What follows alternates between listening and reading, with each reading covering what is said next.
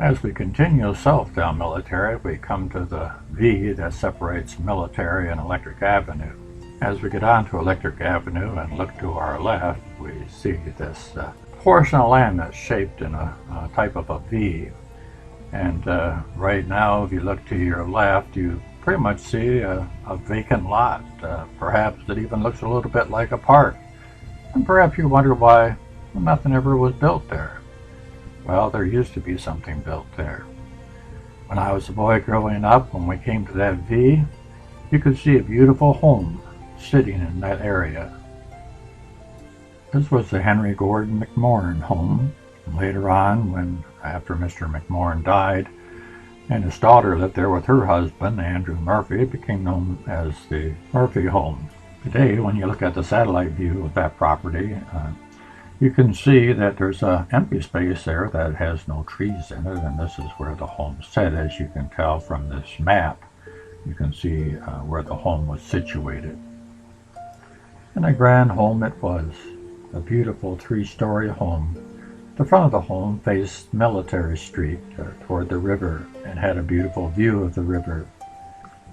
And as you went up the walk toward the home and climbed the steps of the large veranda, and you entered the home, it was very impressive. I wish I had pictures of the inside. I've never seen it myself, but people that have seen it say this about it. The woodwork was most impressive. The large entry was paneled in dark oak. Its fireplace was in an inglenook. Across from the entry was a parlor with a very handsome fireplace surround, mantel and wall paneling of maple. The library had oak bookcases, fireplace, window seat, and paneling. There was even a rack of wooden rods to hang newspapers from, much like a public library or a club would have. The wealthy family in those days quite often would have their servants iron the newspapers before they put them on the rack. The large dining room had a very elaborate fireplace surround with little shelves and niches for displaying objects. There were blue art tiles around the fireplace opening. It had gold wallpaper and the 4 chandeliers that hung in the room's corners. The huge kitchen's enormous gas range had at least 10 burners and several ovens. There were 2 fireless cookers. A cook would put very hot pots into ultra-insulated wells where they would stay warm. Off the kitchen was a small room where the service stairs ended. The name of the home was called Deerlawn, and quite often back in those days they did name their homes. The distinguishing features of the windows on the first floor was that they were extremely large, distortion-free plate glass. Above each one was a large panel of clear-cut glass set in channels. On bright days, rainbows must have moved about on walls and floors. The balusters on the railing to the second floor were alternately light and dark wood, possibly maple and black walnut. The second floor was where the bedrooms were, and the third floor had the ballroom. And the tower windows on the third floor ballroom had a magnificent river view. The home also had a covered entrance on the side. Here we can see it coming into view. And originally it was for the horse and buggy to let folks off, because the mansion was built in 1878.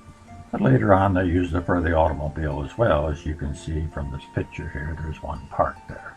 The McMoRan property always had some type of enclosure around their perimeter of their property. In this photograph here, we can see that it was basically a brick-type fence, if you want to call it that. It didn't come up very high, and it just had a top cover on it, but nothing on top of that. And that changed over the years. If we look at this next picture, you can see that it now has a small decorative topping on top of that brick cover. So it's a little bit different. In this next picture that was taken in the wintertime, you can see that the decorative top retaining the snow on it. And it looks like they used the same picture in this Christmas greeting that the Murphys sent out. That was McMoRan's daughter, who was married to Andrew Murphy, and makes a nice little card. In this later photograph, we see that the fencing has changed once again to an actual fence. Here we see this iron fence sitting on top of the bricks. Also in this earlier photo taken in the wintertime as well, you can see the decorative topping that it has on the roof as well as the tower. And in the later pictures you don't see this anymore. In this later photograph here you can see that decorative top is now missing. It gives you a little better look at the type of fencing they had around the property as well.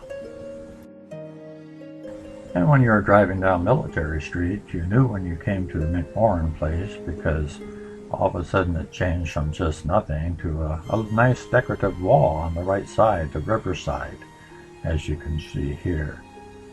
And here we're looking at the city of Toledo's excursion boat sailing by.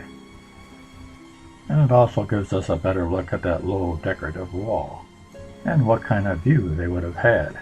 On the riverside they also had a boathouse and a little porch out there where you could sit and watch the ships go by. Of course this picture was taken after it had seen some better days, I think. And here's one from a distance of it. The man who owned and built this home was as unique as the home itself. Henry McMoRan was a tailor's son who became a millionaire businessman and a 5-term congressman. Henry McMoRan was born in Port Huron, June 11, 1844.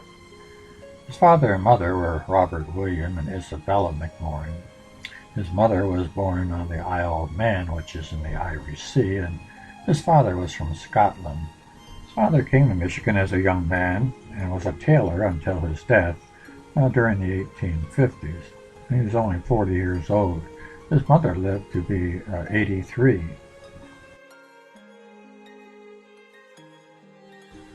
There were 3 children, Henry being the first, and his sisters, Mrs. James R. Hasse and Mrs. C.G. Miso of Port Huron. The Miso family that she married into was a very prominent family in Port Huron.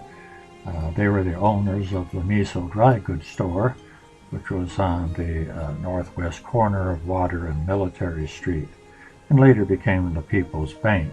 Check out that big wheel that boy is riding there on the right of the group. Pretty cool. As far as his schooling is concerned, I've seen a couple reports that said he went to Crawford Private School in Port Huron. I didn't find any documentary evidence of that, nor did I see anything about the Crawford School in any of the directories, but I could have missed it. I don't have all the directories, and I'm not saying he didn't go there, but I do like what Charles Moore wrote about in the History of Michigan, Volume 3, written in 1915, about Henry McMoRan. He says this: Henry McMoRan started out in life with more handicaps than most boys. His schooling was all compressed within 14 years from his birth, and consisted of more or less irregular attendance in the public institutions at Port Huron. In 1857, he started to work for the W.H.P. Dowling, the leading merchant at that time of Port Huron. 3 years with that employer gave him an experience which proved valuable in his later ventures.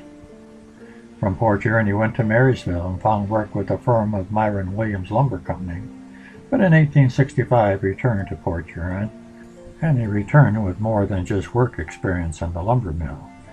He returned with the promise of the owner's daughter's hand in marriage, Emma, and they were married in Marysville in 1866.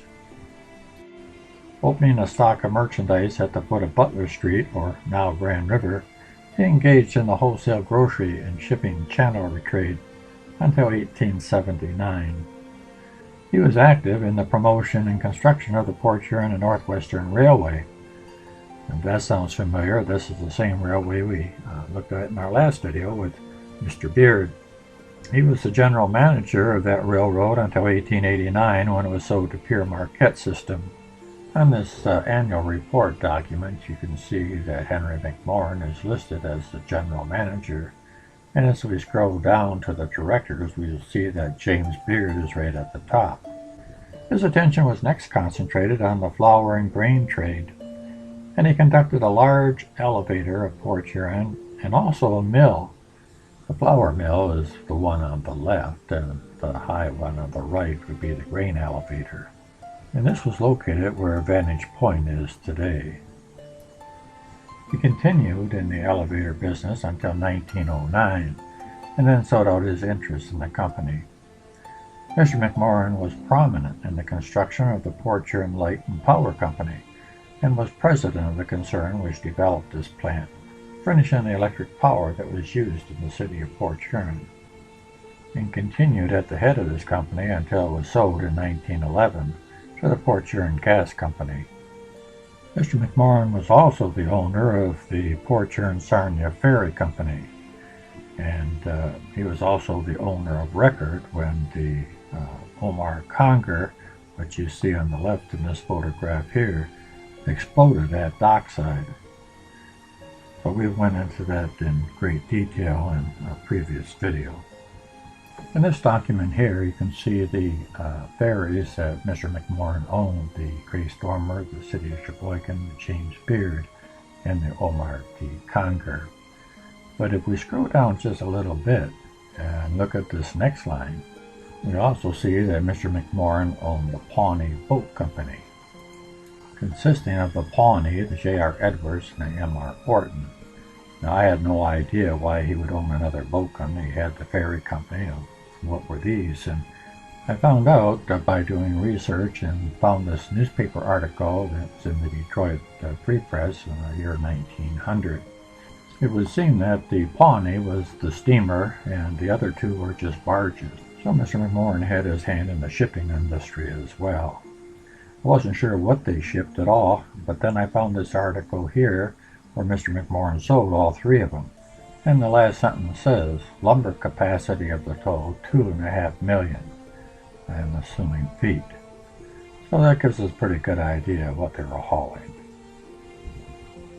McMoRan was also president of the Port Huron Savings Bank, and this was located in the old Opera House, which is in the same block that the Times Herald building took up. And he was also on the board of directors for the First National Bank over on the other side of the bridge on the corner of Quay and Huron Avenue. So he was influential in the financial department as well. He also served on the board of directors for the Port Huron Engine and Threshing Company. McMoRan was vice president of the E.B. Moeller Company and would eventually become its owner. And he was instrumental in the success of that company. This was the old chicory plant that was down by the Black River. A very successful chicory plant, I might add. Mr. McMoRan was also the vice president of the Flint Pantaloon Company. Now, if you're like me, you thought he probably had an investment in Flint. But the Flint Pantaloon Company was actually a Port Huron business. And it's set right on this corner that you're looking here on 7th and Lapeer. This is looking from the 7th Street Bridge. I don't have a very good picture, but you can get some idea from this photograph here. This is when they were excavating for the new 7th Street Bridge. And if you look in the background, you can see the building that's set on the corner of 7th and Lapeer.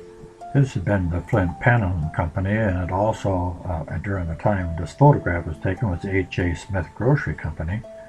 And at one time it was a Metropole Hotel that sat on that corner.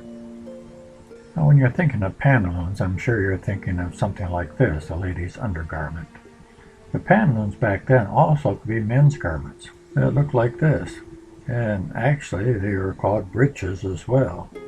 In the early 1900s, it's possible they were still making these men's pantaloons as well as the women's, especially for young men or boys. You can see from this document we have here that they had about 23 men and 42 females working for the company, so it's a pretty good sized company. He was also president of the Michigan Cereal Company, and this is unlike any cereal I've ever heard of before because their main product, as you can see here, is peas. This business was located quite close to his granary that he had where Vantage Point is now. It was actually between Wall Street and Court Street, and it took up a good share of the block, as you can see here. And today it looks like this. If you can't tell by now, Mr. McMoRan was a pretty successful businessman. and he had done a lot for his community. But he also took time from his private interest to serve the community and stayed in public office. His first important office was as city treasurer of Port Huron, to which he was elected in 1860. He also represented the First Ward in the City Council as alderman in the same year. In 1902, he was first elected as representative from the 2nd Michigan District to Congress by defeating the incumbent Congressman Edgar Weeks, and was subsequently re-elected to the 4 succeeding Congresses. He was chair of the U.S. House Committee on Manufactures in the 60th and 61st U.S. Congresses, but he was not a candidate for renomination in 1912. I often wonder why he described himself with the one word capitalist. But can you imagine describing everything that he was involved in? And I didn't even tell you everything that he was involved in, such as he was also the owner of the Great Lakes Foundry in Port Huron. And when you look up the word capitalist in the dictionary, this is what it says: a person who has capital, especially extensive capital, invested in business enterprises. And the other definition would be a very wealthy person, and I think he qualifies for both of those. McMoRan died in Port Huron at the age of 85 and is interred in Lakeside Cemetery. This is a man that contributed much to the success of the city of Port Huron and had a tremendous legacy. That legacy didn't stop because he died. The legacy continued through his children, through many contributions to the city of Port Huron. We're going to look at those contributions and his family in the next video, so join me then.